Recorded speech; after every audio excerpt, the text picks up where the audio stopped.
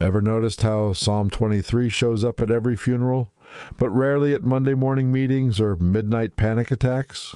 The Lord is my shepherd, I shall not want. It sounds peaceful, sure, but what does it actually mean? Is it just a poetic comfort blanket, a divine lullaby, or is it something far more revolutionary? Today, we're diving deep into just the first verse of Psalm 23, and you'll be surprised how much is packed into those 10 words. Spoiler, it's not about God giving you everything you want. It's about something even better. Let's start with the obvious. Unless you grew up on a farm, shepherd probably isn't your go-to metaphor. But for King David, the author of this psalm, it was personal. David had been a literal shepherd. He knew the sleepless nights, the wild animals, and the dirty work. So when he called God his shepherd, he wasn't being poetic. He was describing a fierce protector, a vigilant guide, and someone who knew him better than he knew himself. In the ancient Near East, a shepherd wasn't just a caretaker. They were a leader, a warrior, and sometimes even a lifesaver. That's the kind of God David's talking about. Not distant, not passive, not nice, but someone who will walk into danger for you. Now let's tackle the phrase that sounds comforting and confusing. I shall not want. Wait, so does this mean Christians should never feel lack, never need anything, never crave tacos at 2 a.m.? Not quite. This isn't a blank check for a stress-free life. It's a statement of sufficiency. In Hebrew, the word implies, I lack nothing essential. It's like saying, even if I don't have everything I want, I have everything I need. Think about how most of us live, like spiritual hoarders constantly afraid we're one crisis away from falling apart. We chase comfort, control, money, affirmation, anything that can patch the gnawing sense of not enough. But Psalm 23:1 flips that mindset. That's a big shift. It means this verse isn't about material abundance. It's about spiritual security. It's less prosperity gospel, more peace in the storm. It's like David saying, because the Lord is my shepherd, I'm not panicking, I'm not scrambling, I'm not living like I'm one bad day away from collapse.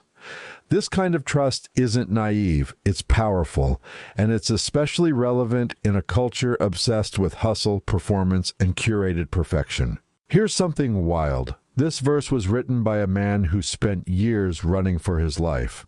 David didn't write Psalm 23 from a beach resort. He penned these words after real suffering, betrayal, exile, and the threat of death. And still, he said, I shall not want. That's what makes this verse so compelling. It's not a platitude. It's a proclamation. He's not talking about a life free from problems. He's describing a relationship that makes peace possible within those problems. In other words, it's not the absence of hardship. It's the presence of the shepherd. Let's pause. If this verse is about peace, why do so many of us feel anything but peace? Great question. Maybe it's because we treat this verse like a screensaver, not a script for living. We quote it when things fall apart, but forget it in the everyday grind. Imagine waking up and saying, God knows my path today. He sees what I don't. I lack nothing essential. What if that became your morning mindset instead of doom scrolling and coffee-fueled panic? Psalm 23:1 isn't a magic spell. However, it serves as a mental reset button, a spiritual anchor, and in the chaos of modern life, that's no small thing. Now here's a tough one. What happens when you do feel like you're in want? When your prayers feel ignored? David wasn't blind to suffering, but he believed something deeper, that God's presence was provision. Even in dark valleys, he wasn't alone. That changes how you face pain. You might be broke, but not broken, confused, but not forsaken, waiting, but not abandoned. This verse doesn't promise you'll never feel lack. It promises you'll never face it without the shepherd walking with you. Sheep are terrible at life. That's not an insult. It's biology. They wander into danger. They panic easily. They'll literally walk off a cliff if no one stops them. Sound familiar? That's why the metaphor works. David's not flexing his faith. He's confessing his need. I'm the sheep. God's the shepherd. it's a humbling but freeing shift.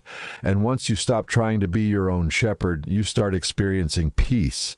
Not because you're in control, but because you don't have to be.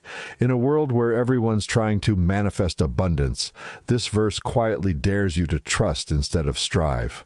I shall not want isn't passive resignation. It's bold defiance.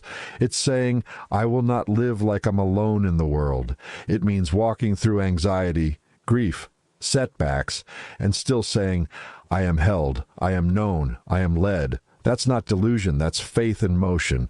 So, what if we've been reading Psalm 23:1 as a lullaby when it's really a battle cry?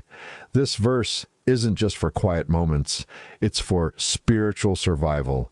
It's for Monday meetings, ICU waiting rooms, job interviews, breakups, and breakdowns. The Lord is my shepherd, I shall not want. It's not a cliche, it's a challenge. A challenge to stop chasing what you already have, to stop fearing what's out of your control, to start living like you're already loved, led, and looked after. So the next time life gets loud, repeat it. Slowly, intentionally, because sometimes the deepest peace begins with the simplest words.